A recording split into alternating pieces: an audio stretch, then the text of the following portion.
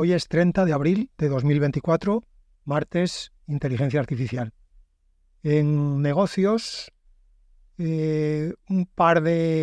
más que de noticias, un par de bloques. Por un lado, cada vez hay más debate y más movimientos sobre cómo cambiará la búsqueda en Internet con la llegada de la inteligencia artificial.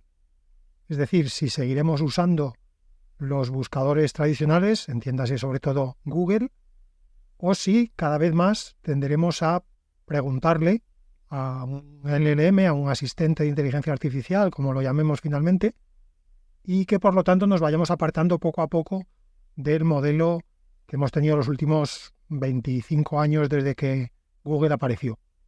Tenemos por un lado a Perplexity, perplexity.ai, que es un buscador, literalmente. Tienes tu cajita para buscar, como Google, pero lo que hay por detrás no es un buscador, sino lo que hay por detrás es un LLM. O sea que lo que obtienes no es una lista de páginas web, sino lo que obtienes es una respuesta, iba a decir razonada. Llámale X. Ya sabéis que con esto de los LLMs, el si razonan o no razonan es un debate casi filosófico.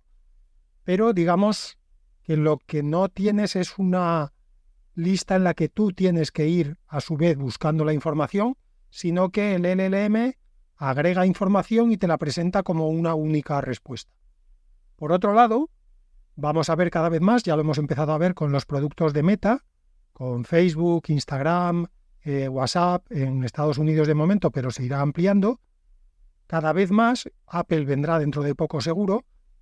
Digamos, los proveedores de producto van a poner una capa por delante de su producto que va a ser un sistema de inteligencia artificial, un LLM. Y van a irnos acostumbrando probablemente a que le preguntemos a ese asistente en vez de abrir una página web o ir a la barra de búsqueda del móvil y hacer una búsqueda, llamémosla tradicional.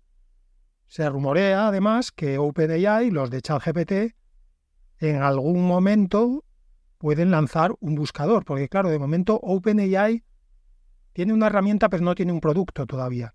ChatGPT es una cosa simpática para usarla así de vez en cuando, pero ChatGPT está cerrado, como todos los LLMs, cerrado en el sentido de que el conocimiento que tiene se cierra en el momento en el que se acaba el training.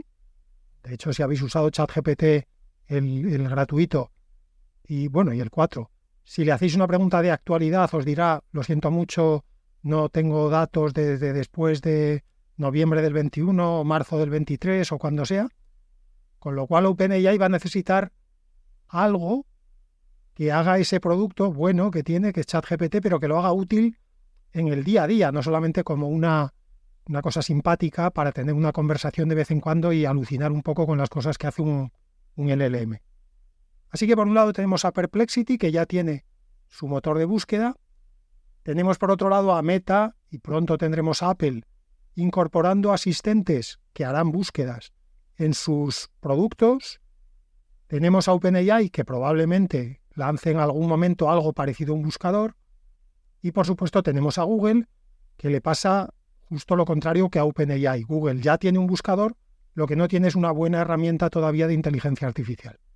A medida que la vaya desarrollando, la incorporará a su motor de búsqueda y de hecho ya tiene en pruebas una variante que se llama SGE. SGE significa Search Generative Experience, y en esa variante Google hace lo mismo que Perplexity. Es decir, tú le metes una búsqueda y él no te da una lista de páginas, sino que te da ya todo lo que hay en esa lista de páginas agregado y construido de una forma, digamos, humana, con frases, con párrafos, de una manera que explica la consulta que tú tenías. En fin, veremos movimientos seguro. De hecho, como decía ahora, ya los estamos viendo. El mercado de búsquedas es gigantesco y Google, que es uno de los grandes mastodontes de la economía actual, tiene no todos los huevos en la cesta de la búsqueda, pero un montón de huevos en la cesta de búsquedas. Así que lo que es seguro es que no se va a quedar quieto, y lo que es seguro también es que todos los demás no van a renunciar a coger como mínimo un trozo del pastel de las búsquedas.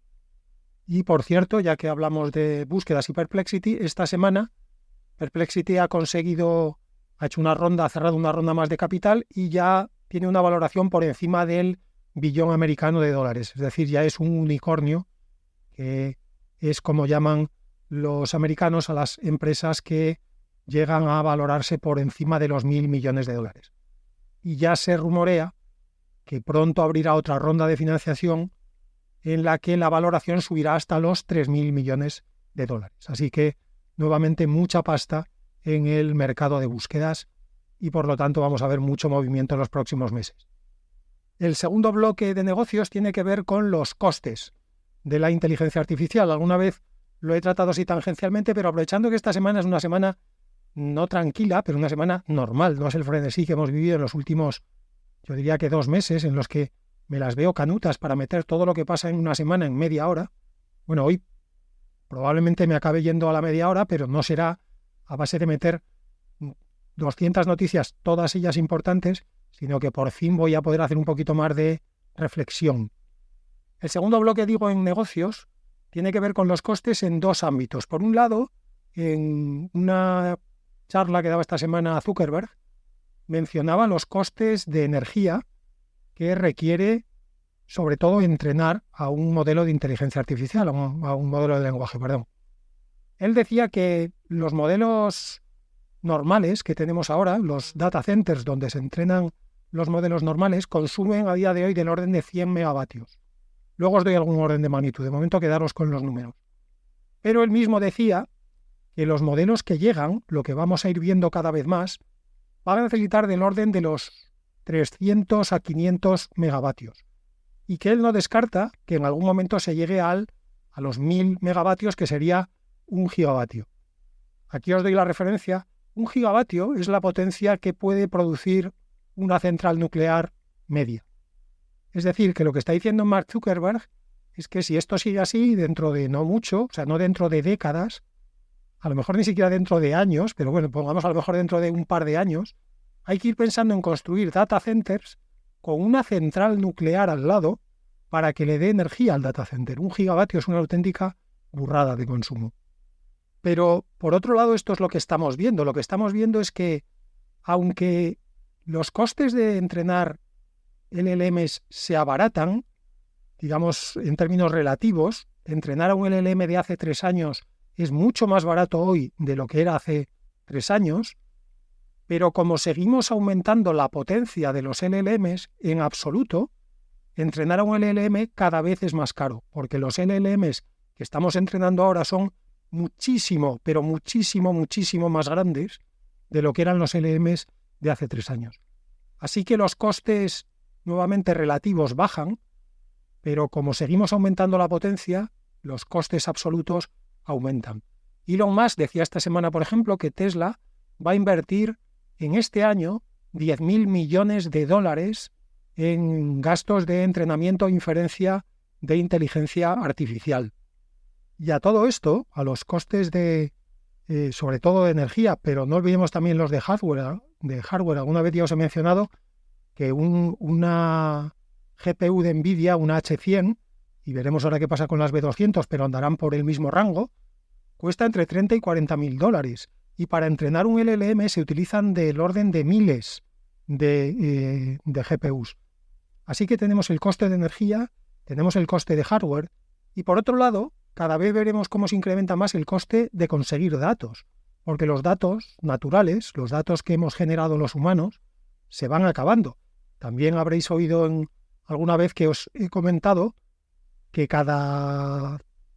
digamos, no diría que es una tendencia, pero van apareciendo cada vez más LLMs que se entrenan o solamente con datos sintéticos o con una fuerte proporción de datos sintéticos. Porque conseguir datos cada vez es más difícil y, como todo, la regla de oro de la economía es que si baja la oferta, sube el precio. Y si cada vez hay menos datos disponibles y cada vez son más escasos, subirá también el precio de los datos. Salvo que consigamos, y ahí sí que parece que puede haber una puerta de salida, que los datos sintéticos sean cada vez mejores. Así que entre costes de energía, costes de hardware y probablemente, aunque esta tercera pata es la que quizá tenga una alternativa, costes de datos, pues llega un momento en el que hay que empezar a hacer una reflexión sobre esto, ¿no? Leía un artículo esta semana con un titular que yo creo que describía muy bien la situación, que es la inteligencia artificial no es inútil, como dice mucha gente. O sea, no hay que preguntarse si es útil, hay que preguntarse si merece la pena.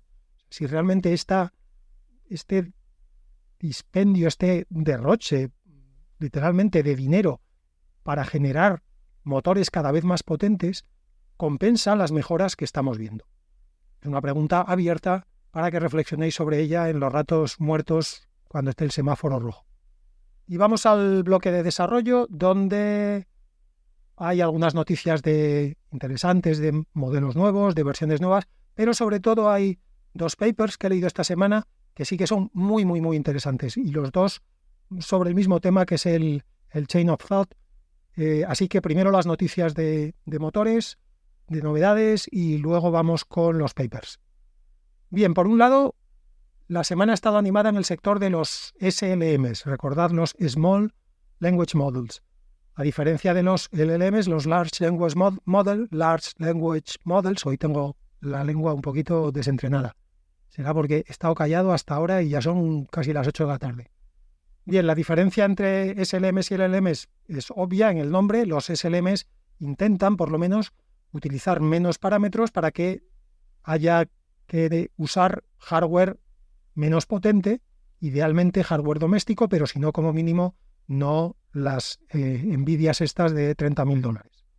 Entonces, esta semana hemos tenido 2 lanzamientos. Por un lado, recordáis el LLM que se llamaba Phi como la letra griega, solo que los americanos lo pronuncian Phi, pero bueno, es Phi, escrito P-H-I, que es de Microsoft. Bueno, pues esta semana Microsoft ha presentado la tercera versión, Phi 3.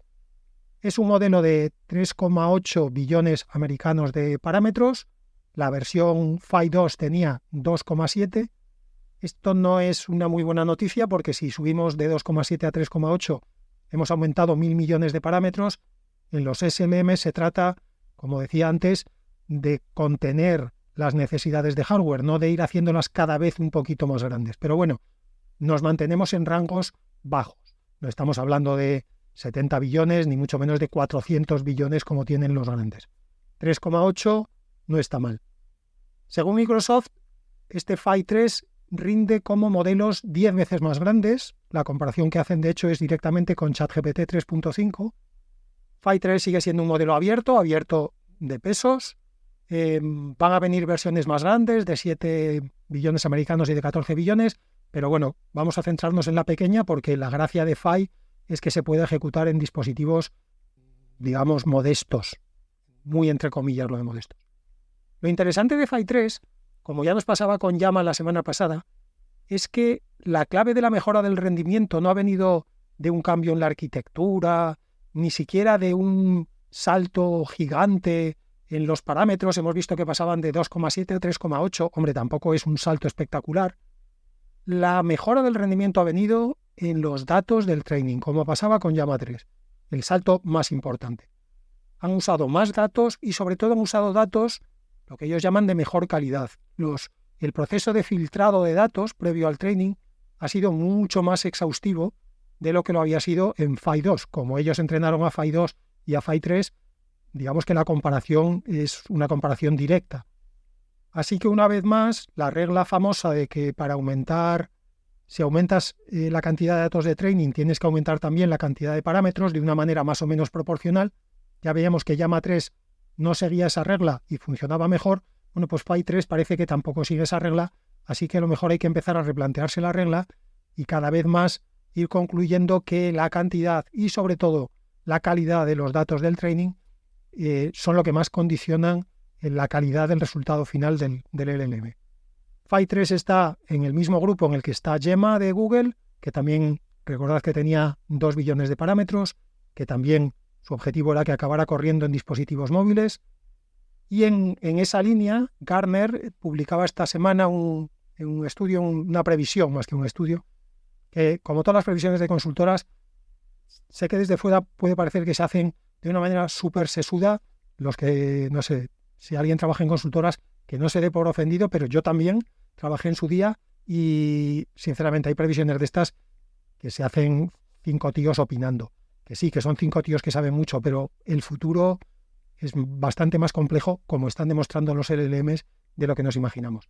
En cualquier caso, Gartner estimaba que en 2005 el 32% del mercado de móviles tendrá inteligencia artificial generativa. A mí me parece muchísimo, pero es que además me parece muchísimo si comparamos con que para este año, para 2024, Gartner decía que el 22% de los móviles tendrían inteligencia artificial generativa. Que yo sepa, los únicos que tienen hasta ahora inteligencia artificial generativa son los últimos Samsung, creo que era el S23, puede ser. Así que hasta el 22% hay un recorrido muy grande. Veremos. El otro SLM que se ha presentado esta semana lo ha presentado Apple y lo ha llamado OpenELM. ELM meaning Efficient Language Model. O sea que ya tenemos Large Language Model, Small Language Model y ahora tenemos Efficient Language Model. Hay un concurso en la industria para ver quién inventa el nuevo apellido para los modelos de lenguaje. En fin, los modelos que ha presentado Apple son, como dicen los americanos, underwhelming, to say the least. Han pasado muy desapercibidos. Ha presentado 4 variantes de 270 millones, 450 millones, 1,1 billones y 3 billones.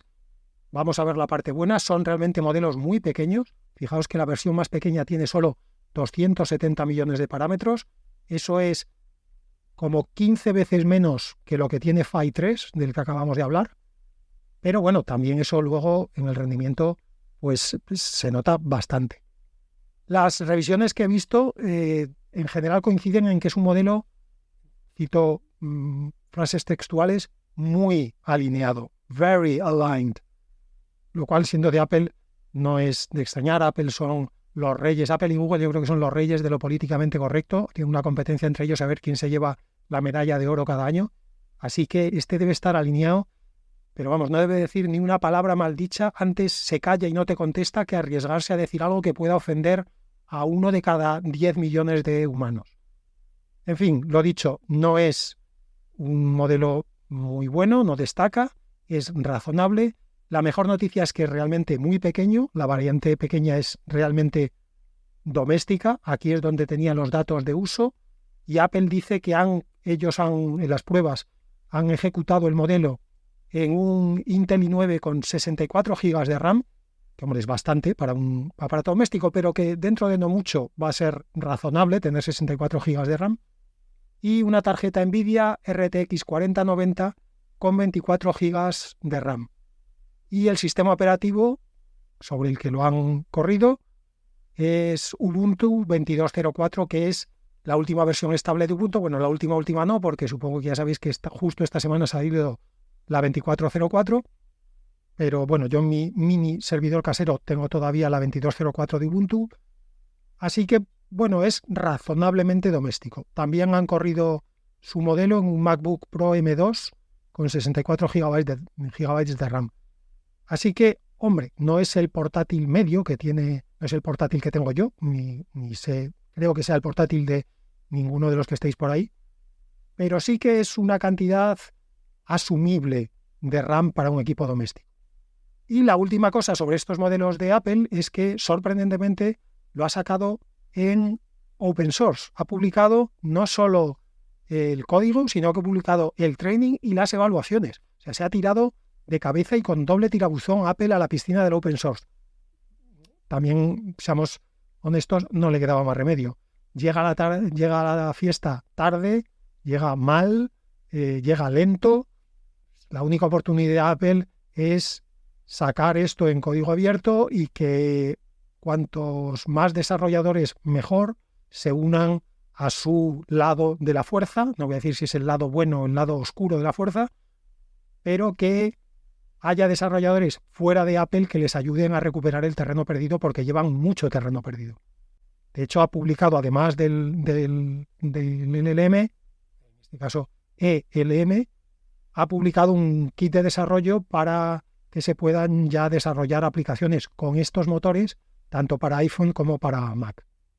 Vale, pues eso por lo que hace referencia a SLMs, el Phi 3 y el OpenELM de Apple.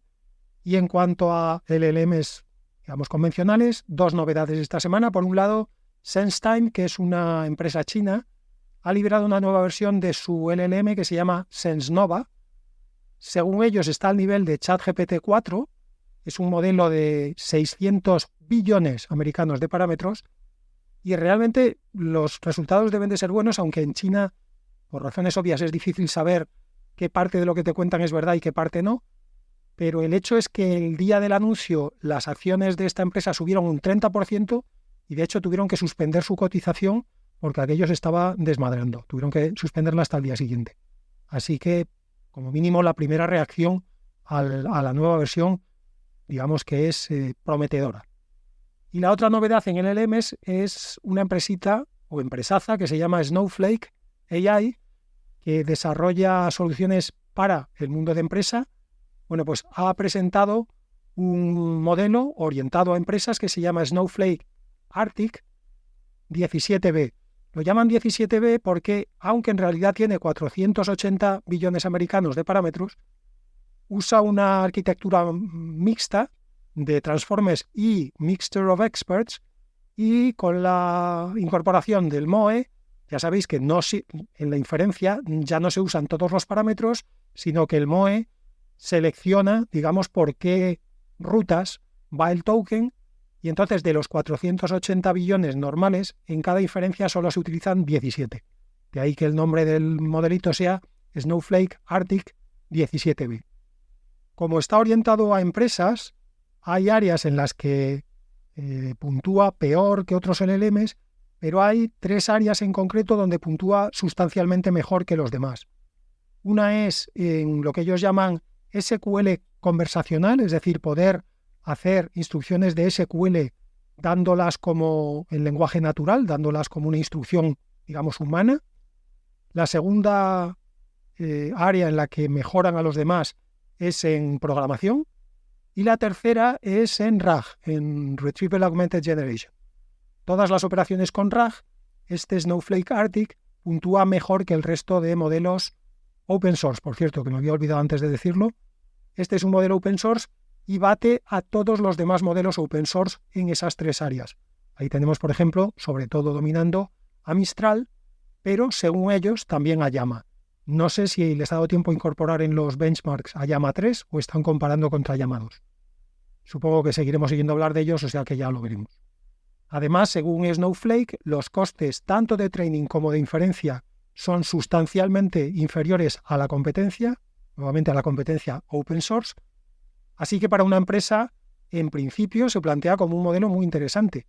Mejora las puntuaciones de todos los open source en 3 áreas claves para la empresa y además baja los costes de tanto de training como de inferencia.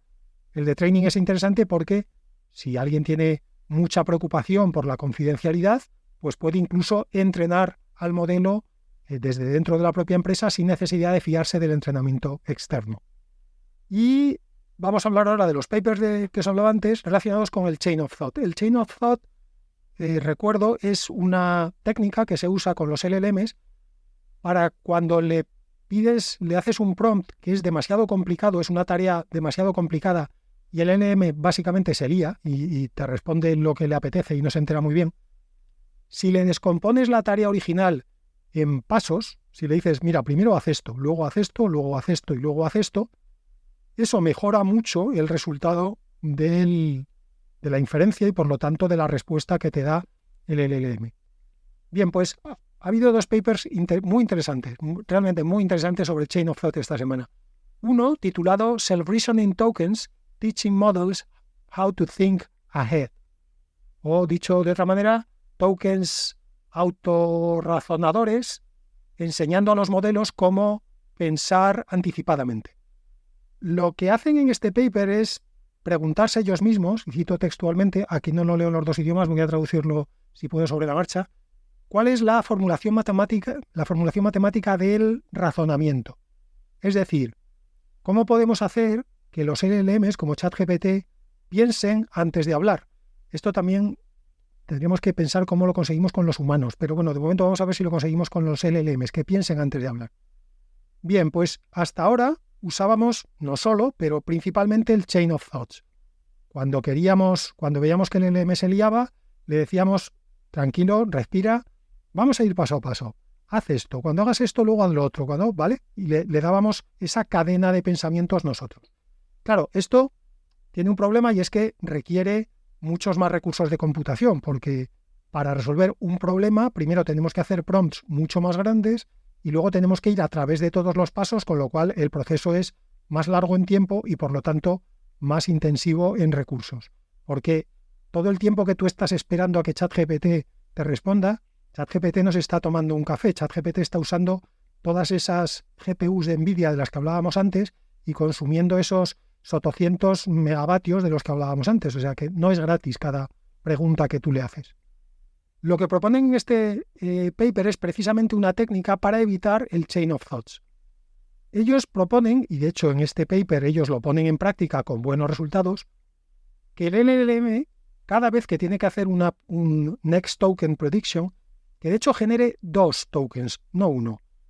Un token al que llaman Prediction Token, es decir, el que realmente es la predicción, el que se va a presentar al usuario, y por otro lado un Reasoning Token, un token de razonamiento, que se guarda internamente en el modelo para poder utilizarlo después. Es decir, cuando sigas generando tokens, vas a poder mirar hacia atrás y vas a ver no solo los tokens que ya has generado, sino, por decirlo así, por qué generaste cada token. Guardas ese reasoning token con la información.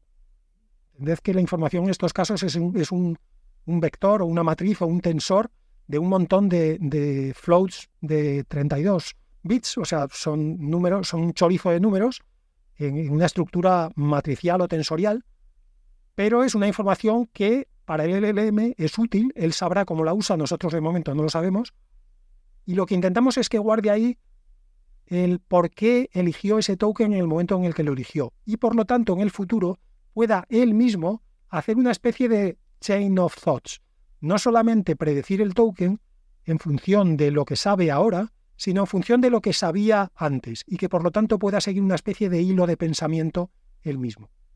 Bueno, pues el resultado que presentan en este paper es que se redujo la función de pérdida que se mide durante el training, y luego también lo puedes medir en la inferencia. La función de pérdida se reduce un 35%, que es una burrada. Así que este paper es un nuevo pasito más en la dirección de ir incorporando mecanismos para conseguir que los LLMs en algún momento razonen.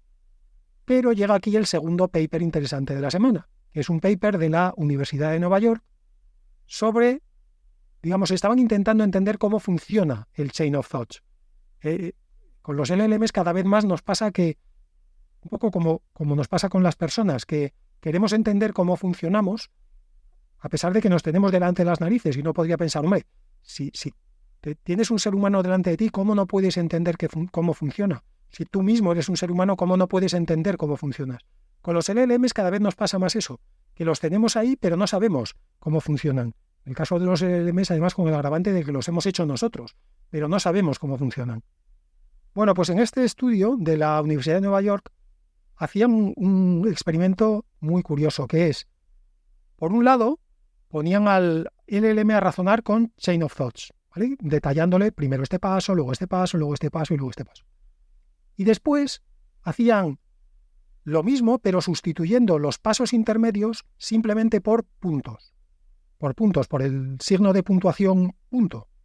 O sea que si en un lado del experimento le decían, mira, primero haz una lista de todas las, magnitudes de no sé qué, de no sé cuántos, porque lo requería el problema. Bueno, pues en la otra pata del experimento, en esa línea tú lo que ponías es punto, punto, punto, punto, punto, punto, punto, punto, punto. O sea, si antes le habías dado un primer paso que tenía 50 palabras, que son aproximadamente, 70 tokens, digamos, bueno, pues en la otra pata del experimento tú lo que hacías era poner 70 puntos. Bueno, pues resulta que el resultado, entrenando entrenando al LLM con la variante esta de usar puntos en vez de tokens en el Chain of Thoughts, pues el resultado era muy parecido. Es decir, que da un poco igual lo que le digas, lo que realmente afecta al resultado es que hagas el prompt mucho más largo. Y esto apunta una vez más en la dirección de la bitter lesson. Nosotros nos creemos muy listos, nos creemos muy sofisticados, pero al final hay un efecto aquí en el Chain of Thoughts que nadie parecía haber visto hasta ahora y que tampoco es que esto lo demuestre, esto es un estudio y habrá que ver si esto va para adelante, si no, si es un caso aislado, tal. Pero lo que estos tipos de la Universidad de Nueva York se han preguntado, y es muy interesante preguntárselo, es ¿hasta qué punto el Chain of Thoughts mejora la inferencia porque realmente le estamos dando más información al LLM o simplemente porque le estamos dando más tokens? Y como le estamos dando más tokens, tiene que hacer un proceso más largo, y como tiene que hacer un proceso más largo, acaba acertando mejor. Así que, nuevamente, un granito de arena más en la montaña de la Bitter Lesson. Y por otro lado, en este caso no un paso adelante, sino un paso atrás, en la dirección de intentar entender por qué los LLMs, dentro de sus posibilidades a día de hoy, razonan y cómo lo hacen. De hecho, ya el propio Chain of Thoughts es una cosa, ya es sorprendente que funcione en sí mismo el Chain of Thoughts. Esto ya sorprendió cuando se empezó a usar. Porque los LLMs, en principio, no deberían entender. Son un Next Token Prediction. Ellos simplemente predicen la siguiente palabra. ¿Qué más da si le explicas el problema más detalladamente o menos detalladamente? Desde un punto de vista nuestro, humano, el LLM no está entendiendo el problema, ni cuando se lo presentas largo, ni cuando se lo presentas corto. Así que si no lo entiende, ¿por qué la respuesta es mejor cuando se lo detallas? Que es lo que haríamos con un ser humano, pero el LLM, pensamos los humanos, no está entendiendo nada de lo que le decimos. Luego, si no lo entiende, ¿por qué parece que sí lo entiende? Bueno, pues este experimento de la Universidad de Nueva York, como digo, nos aleja todavía un poco más de intentar entender por qué entiende. Porque no es que le dé igual, pero parece que le resulta muy similar que le demos muchas más palabras explicando el problema que simplemente le demos un montón de puntos y después el problema. En fin, estas son las cosas realmente interesantes de la inteligencia artificial, porque son las que hacen reflexionar sobre la inteligencia, digamos natural, sobre la inteligencia humana. Y también hacen pensar si los seres humanos no seremos al final simplemente lo mismo, es decir, la Bitter Lesson, pero multiplicada por 800.000 trillones. Somos un sistema tan complejo que simplemente pues, nos han ido emergiendo propiedades que no tienen ningún sostén, digamos, estructural. Simplemente es la acumulación de un montonazo de fuerza bruta a base de neuronas, miles de millones de neuronas con miles de millones de conexiones, funcionando miles de millones de veces, en fin. Esto es lo interesante. Cierro el bloque de desarrollo con una cosita muy rápida. La semana pasada os decía que se había lanzado Llama 3 y que ya había 1000 variantes, 1000 derivados de Llama 3 en Hugging Face. Bueno, pues esta semana hemos pasado de 1000 a 10.000. Se ha multiplicado por 10. Nuevamente para que veamos la importancia que tiene Llama 3, sobre todo en el ecosistema open source y por extensión en todos los avances que se puedan hacer en inteligencia artificial. Y terminamos ya con 4 pildoritas. Por un lado, Cohere, escrito C-O-H-E-R-E, ha liberado un toolkit de desarrollo para usar sus modelos de lenguaje que incluyen el frontend de su chat, que es bastante estándar, pero es bueno que por lo menos alguien libere sus herramientas, por decirlo así, de embellecimiento, que no solamente liberen la fuerza bruta, sino que lo ponga un poquito fácil para desarrollar aplicaciones bonitas. La segunda píldora es que ha salido una nueva versión de OpenVoice. OpenVoice es este modelo open source, muy open source además porque tiene licencia MIT que incluye uso comercial, que lo que hace es tú le das un pequeño clip de audio con una voz, cuando digo pequeño me refiero de unos pocos segundos, y él clona esa voz no solo en el idioma en el que tú se la has dado, sino en cualquier otro idioma. Y hace esto tan divertido de que de repente yo grabo un clip de audio mío y puedo después estar hablando en japonés, con un japonés perfecto, un acento del mismo Tokio y con entonaciones y con inflexiones de voz exactamente igual que las que haría un japonés diciendo lo que yo esté diciendo, que por supuesto no tengo ni idea de lo que estoy diciendo porque es japonés y no hablo japonés. Tercera pildorita, una empresa que se llama Shaira Therapeutics, Shaira escrito con X, X-A-I-R-A, digamos ha salido, como dicen los americanos, de stealth, ha salido del modo invisible o del modo oculto, porque ha conseguido una ronda de financiación en la que ha levantado $1.000 millones en funding, en financiación. Que a eso le llamo yo salir del stealth mode con un par de narices, de 0 a 1.000 millones. Sí, bueno, no sé, antes igual tenían algo, pero que la primera ronda ya te saque 1.000 millones está muy bien. ¿Qué hacen estos tipos de Shaira? Pues están enfocados en utilizar modelos, el equivalente a modelos de lenguaje, para producir nuevos medicamentos, para descubrir nuevos medicamentos. Y es una empresa que está presidida por el antiguo presidente de Stanford, que digo yo que debe ser un fenómeno, porque a presidente de Stanford no llega precisamente cualquiera por el sorteo de la lotería primitiva. Así que supongo que buenas noticias. Siempre es bueno que podamos ir descubriendo nuevos medicamentos, aunque yo particularmente estoy un poco desilusionado por el poco progreso que, una vez más, la medicina demuestra con cualquier herramienta. Es increíblemente lento todo lo que tiene que ver con el mundo de la medicina.